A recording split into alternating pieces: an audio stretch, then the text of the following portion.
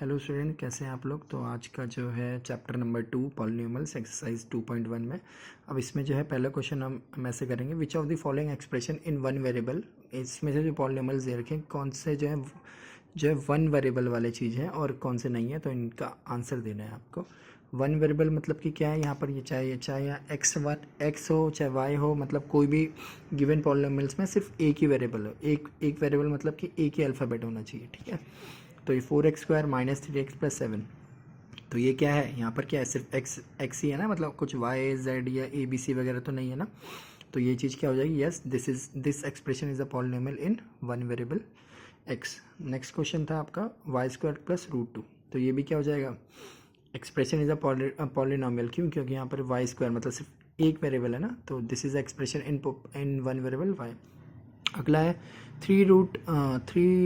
3√t plus t√2। अब ये क्या हो जाएगा, ये जो है पॉलिनोमियल इन वन वेरिएबल नहीं होगा। क्यों, क्योंकि यहाँ पर क्या है, √t मतलब कि t की पावर क्या हो जाएगी यहाँ पर -1/2, और ऐसा नहीं होता। जो वन वेरिएबल में क्या होता है वो होल नंबर में होना चाहिए, ठीक है।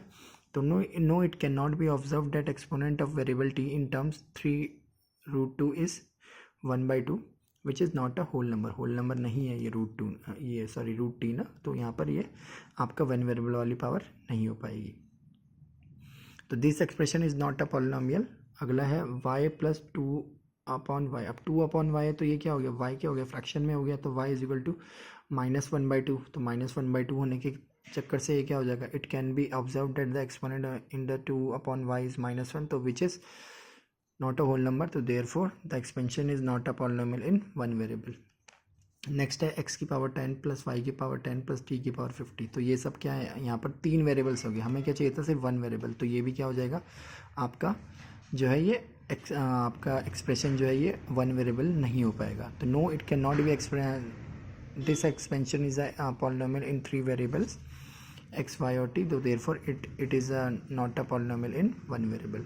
अब नेक्स्ट है right the coefficient of the x²। Coefficient of the x² का मतलब कि क्या हो गया, x² का कोफिशिएंट मतलब कि ये चीज़ बताता है कि x² से पहले कोई जो नंबर आ रहा है ना उसके बारे में हमको बताना है कि x² से पहले जो चीज़ जो है कि गिवन होगी उसके बारे में। जैसे यहाँ 2 + x² + x, तो यहाँ पर कोफिशिएंट ऑफ x² क्या होगा, x² से पहले यहाँ कुछ नहीं है, तो कुछ जहाँ कुछ नहीं होता तो वहाँ पे क्या होता है 1, प्लस है तो प्लस का 1। नेक्स्ट है 2 - x² + x³, तो यहाँ पर x² क्या हो जाएगा, यहाँ पर कुछ नहीं था तो यहाँ पे क्या हो जाएगा माइनस का 1। π/2 x² + x, तो कोफिशिएंट ऑफ x² से पहले क्या टर्म है π/2, तो क्या हो जाएगा π/2। नेक्स्ट है 2/x - 1, तो यहाँ कोफिशिएंट ऑफ x², यहाँ x² है ही नहीं तो ऑलरेडी, तो क्या हो जाएगा यहाँ पर 0। तो give an example of a binomial of degree 35 and a monomial of degree 100। यहाँ पर एग्जाम्पल बताना, बाइनोमियल मतलब दो वेरिएबल्स वाला, और मोनोमियल मतलब सिंगल वेरिएबल वाला।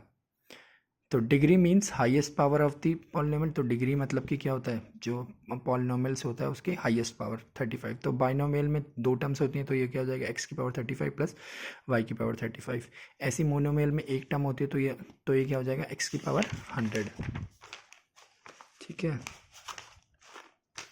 आपका अब नेक्स्ट है राइट द डिग्री बतानी है, डिग्री मतलब हाईएस्ट पावर। तो यहाँ पर जो है 5x² + 4x² + 7x, तो हाईएस्ट डिग्री क्या हो जाएगी यहाँ पर, सॉरी ये क्यूब है, तो हाईएस्ट डिग्री क्या हो जाएगी 3 हो जाएगी। क्यों, ये क्या है 5x³।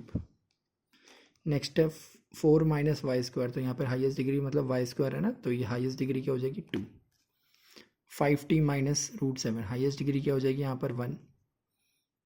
3 है, तो 3 मतलब यहाँ पे कोई वेरिएबल है ही नहीं, तो जो है पावर क्या हो जाएंगी आपकी, वो डिग्री ऑफ कांस्टेंट क्या हो जाएगा 0। अगला है classify the following as linear, quadratic और क्यूबिक। लीनियर मतलब जहाँ पर एक्स या कुछ भी आपका टर्म दे रखा हो वहाँ पर सिर्फ क्या होनी चाहिए, अगर जो है यहाँ पर जो है आपकी पावर, अगर हाईएस्ट पावर अगर जो है सिंगल रहेगी तो वो लीनियर हुआ, पावर अगर 2 आ जाएंगी तो वो क्या हो जाएगा आपका क्वाड्रेटिक, और अगर किसी की पावर 3 आ जाएगी किसी पॉलिनोमियल में हाईएस्ट पावर, तो वो क्यूबिक कहलाया जाएगा। जैसे x² + x, तो यहाँ पर क्या हुआ, हाईएस्ट पावर क्या है 2 है, तो ये क्या कहलाया जाएगा, it is a quadratic polynomial as its degree is 2। x - x³, तो x की पावर 3 मतलब it is a cubic polynomial as its degree is 3। Next Y square Y plus Y square plus 4, highest power क्या होगी 2, तो ये क्या हो गया quadratic polynomial. 1 plus X linear polynomial हुआ क्योंकि डिग्री इसकी क्या हुई 1। 3D मतलब लीनियर पॉलिनोमियल, मतलब टी की पावर कुछ नहीं है मतलब 1 है यहाँ पे, तो डिग्री क्या होगी, तो डिग्री 1 होगी, तो ये भी क्या बन गया लीनियर। आर स्क्वायर मतलब कि क्या हो गया आपका वेरिएबल की पावर 2, तो ये क्या हो गया आपका क्वाड्रेटिक पॉलिनोमियल, क्योंकि इसकी डिग्री क्या थी 2। क्यूब मतलब डिग्री 3 मतलब क्यूबिक पॉलिनोमियल। ठीक है, आई होप आपको समझ में आएगा। Okay bye, thank you.